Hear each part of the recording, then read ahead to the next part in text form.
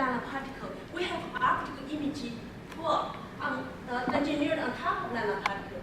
If this cancer cells uptake nanoparticle, but we are resistant to this chemotherapy drug, this imaging agent will stay in the tumor for months. So when the surgeons operate on them, we also work on with the bioengineering department from scientists there to develop this into optical image handheld image device. So surgeons can scan the surgical cavity area to localize the drug-resistant tumors, to find the tumor margins, as well as the tumor cells involved in lymph nodes, so they can completely remove tumor. We hope with this combination approach, we can increase survival of cancer patients. So then we're going to show some examples. First, how do we engineer such kind of multifunctional nanoparticles? First, we have to find the targeting ligand. The ligand we use the 3 types. And first, we use the lateral ligand, which is recombinant protein, only consists the receptor binding domain of the lateral ligand. This is my favorite ligand because you can make a human protein, which is not immunogenic, and also with high affinity. One of the examples is called uricase plus managed activator. We use receptor binding domain, which is only 17 kilodalton. We engineer the bacteria for therapeutics, we can make a lot. Unlike with antibodies, $300 per 100 microgram. That's we cannot do in vivo study. And we use single-chain antibody against EGFR. We use alpha body against the HER2 new receptor. We can also use IGFR lateral ligand. And with that, we can generate in bacteria relatively large amount with high affinity. And we don't use whole antibody. For generating nanoparticle, whole antibody 150 kilodalton is too big. So we conjugate those ligands on the surface of nanoparticle. But with this magnetic ion core, we have to functionalize with polymer. Polymer contains this surface group. So we can conjugate this polymer on the surface of nanoparticle. So our nanoparticle is only 20 nanometer in size, very small. It's very stable with higher R2, which is good for MR contrast. And then we can use PET coat surface to prevent the liver splitting up, lung space uptake.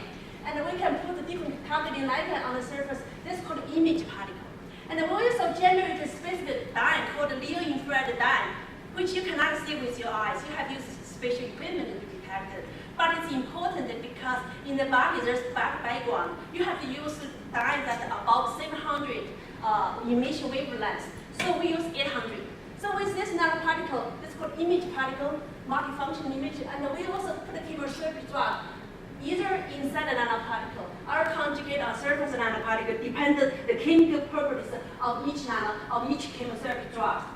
And so we generate, then as I told you, if we want to target multiple cell pathways in the cancer cells, we also generate a combination of chemotherapy drug on the same nanoparticle. For example, we can put doxorubicin with ABT88, which is PARP inhibitor, and we can also use cisplatin and gemcitabine, because cisplatin is on surface and the gemcitabine on surface. We can put the doxorubicin inside, so we can have a drug in the different component of the nanoparticles. So our targeting strategy, the example of UPA is that we can have delivered nanoparticle in the tumor blood vessels, where it's rich blood vessel, because UPA positive, UPA is expressed in the tumor vascular structure. So it can interact with tumor vascular structure, get delivered into tumor, and also the tumor vascular structure is relinking in the tumor. So nanoparticle itself can still call the EPR effect, get into the tumor. But most important for drug delivery, we have to use nanoparticle receptor-mediated internalization into tumor cells. If you just depend on non-specific penetration into tumor, it's not effective enough. So we can deliver UPA both in tumor stroma, which is important for pancreatic cancer therapy because a lot of them are tumor stroma cells. So we can destroy the tumor stroma as well as tumor cells through UPA targeting. So these are just some examples of UPA targeting. And then, as you can see here,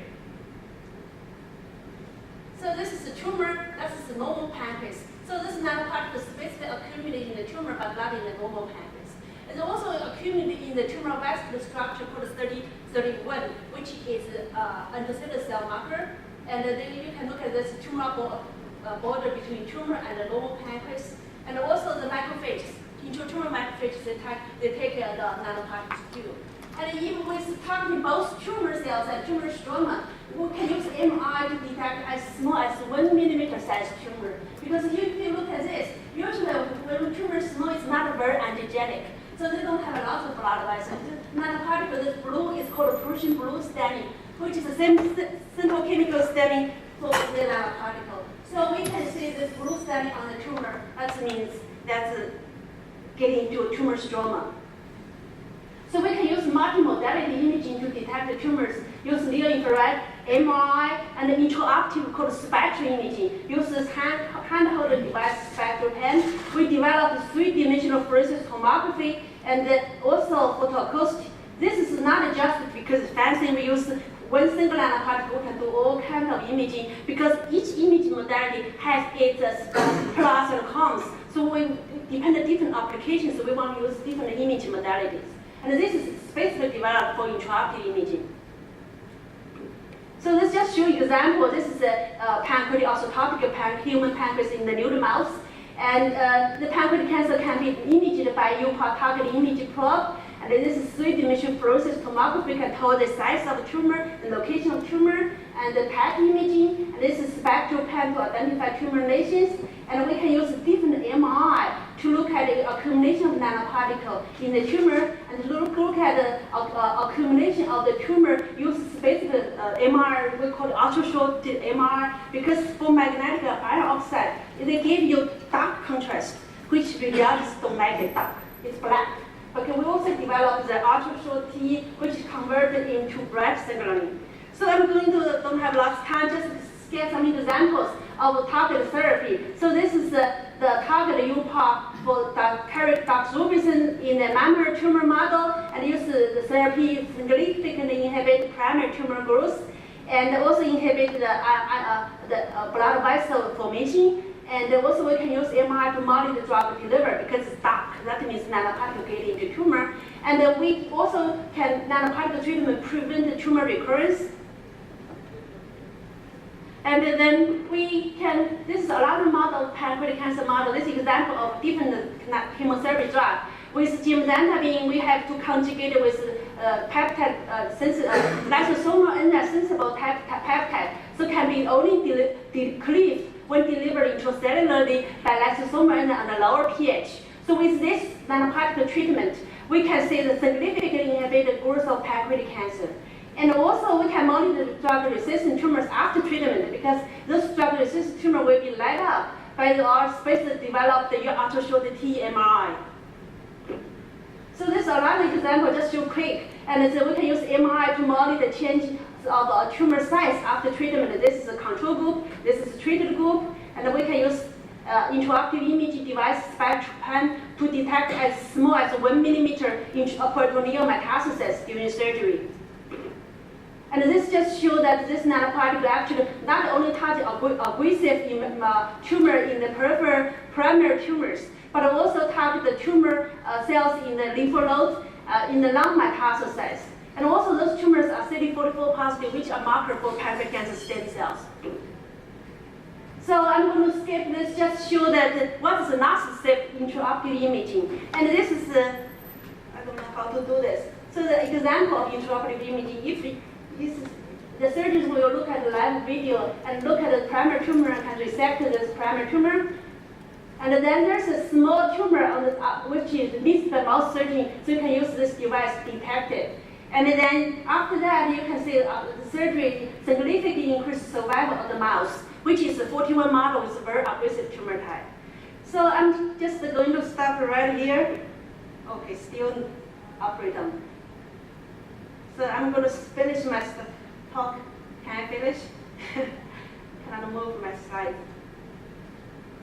Okay, conclusion. So as you know, we have developed a group of cerebrospinal nanoparticles. We can do systemic delivery for tumor targeted therapy and imaging. And this cerebrospinal nanoparticle have great potential for image-guided and personalized therapy of human cancer. So I'd like to thank my lab members, my collaborators from Dr. Malfimo from radiology, Dr. Sumini from bioengineering, and Dr. Andrew Wang from Ocean Nanotech, and the NIH grant support. Thank you very much for your help, for your lesson.